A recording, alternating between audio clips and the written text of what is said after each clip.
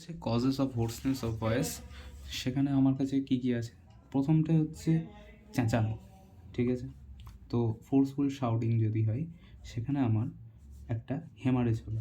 কোথায় হেমারেজ হবে? Submucosal vocal cord haemorrhage, ঠিক আছে। আর চেঁচানো বাদা একটি হতে পারে, একটা হচ্ছে ঘুষি পেয়েছে, ল্যারিঞ্জিয়াল ট্রমা, হ্যাঁ, সেটা শার্পও হতে পারে, ব্লান্টও হতে পারে। মুখের মধ্যে কিছু আটকে গেছে ফরেন বডি, অথবা ইনটিউবেশন করা হয়েছে। This are the simple fastest thing that comes in mind. তারপরে কী হতে পারে? ওটা প্যারালাইজ হয়ে গেছে, কথাই বলতে পারছে না। তো প্যারালাইজ হতে গেলে একটা নার্ভ ড্যামেজ হতে হবে, সেটা হচ্ছে ল্যারিঞ্জিয়াল নার্ভ। কোনটা? সুপিরিয়ার বা রেকারেন্ট ল্যারিঞ্জিয়াল নার্ভ। ওকে। একটা হতে পারে কনজেনিটাল, জন্ম থেকেই ও কথা বলতে পারে না, তো জন্ম থেকেই একটা প্যারালাইসিস হতে পারে, ঠিক আছে। সিস্ট থাকতে পারে।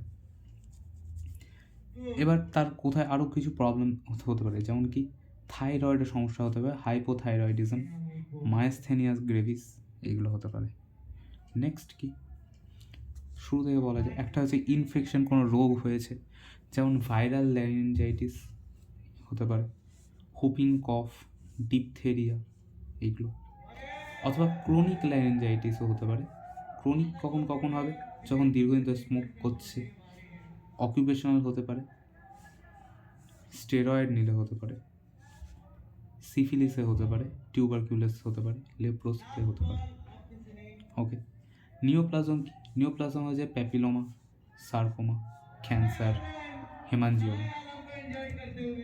নেক্সট হচ্ছে নন নিওপ্লাস্টিক লিজন কী হতে পারে? একটা হচ্ছে ভোকাল নডিউলস, যেটাকে সিঙ্গার্স নডিউলস, টিচার্স নডিউলস বা শাউটার্স নডিউলস, অনেক কিছু বলা হয়। তারপরে হচ্ছে পলিপ হতে পারে, নডিউলস হতে পারে, আলসার হতে পারে, সিস্ট হতে পারে। আর that's it, not talking about this. আর্থ্রাইটিসে জয়েন্টগুলো ফিক্স হয়ে যায়, তার ফলে হতেই পারে। এরপরে হচ্ছে আর দুটো কন্ডিশন, একটা হচ্ছে এফোনিয়া, অর্থাৎ আওয়াজই আসছে না। একটা হচ্ছে ডিসফোনিয়া, ভুলভাল জায়গা থেকে আওয়াজ আসছে।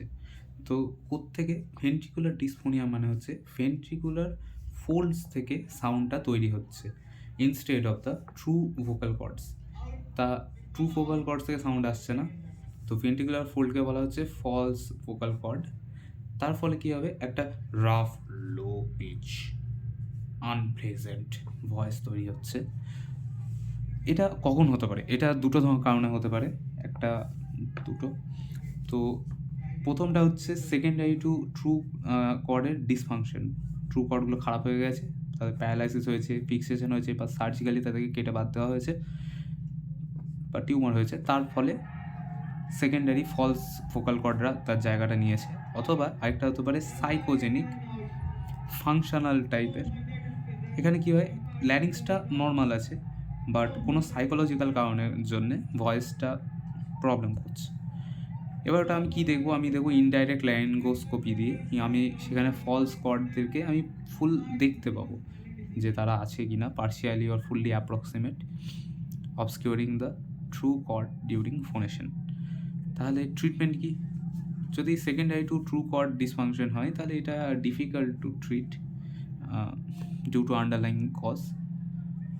আর ফাংশনাল যদি হয়, এটা মোস্টলি যেহেতু সাইকোলজিক্যাল, তো আমি ভয়েস থেরাপি দিতে পারি, সাইকোলজিক্যাল কাউন্সেলিং দিতে পারি। নেক্সট হচ্ছে এফোনিয়া, অর্থাৎ সাউন্ডই তৈরি হচ্ছে না উইথাউট এনি রিজন, ঠিক আছে। একটা functional disorder of loss of voice without any structural or organic cause. এটা কাদের দেখা যায়? ফাংশন এইসব মেয়েদেরই দেখা যায়, 15 থেকে 30, অর্থাৎ ইমোশনালি ল্যাবাইল মেয়েদের ক্ষেত্রে। এটা হঠাৎ করে হবে, নো আদার অ্যাকম্পানিং, মানে কোনো সিমটম কিছু থাকবে না। Patient communicates by whispering. তো এক্সামিনেশানে আমি কি ফাইন্ড পাবো? Vocal cords are seen in the abducted position and fail to adduct during phonation. অর্থাৎ ভোকাল কর্ডসরা অ্যাডাক্ট করতে পারছে না, অ্যাড হতে পারছে না, অ্যাবডাক্টেড হয়ে আছে, ঠিক আছে। ফেল টু অ্যাডাক্ট অর্থাৎ ক্লোজ হতে পারছে না, সাউন্ড তৈরি করতে পারছে না। Normal adductor function is observe during কফিং as the vocal cords adduct properly during this reflex. অর্থাৎ কফিংয়ের সময় কিন্তু অ্যাডাক্ট করতে পারছে। এখানেও একই, আমি রিঅ্যাসিওর করবো যে সব কিছু তোমার ঠিকই আছে, আর ওকে সাইকোথেরাপি দেবো যেন কথা বলতে পারে।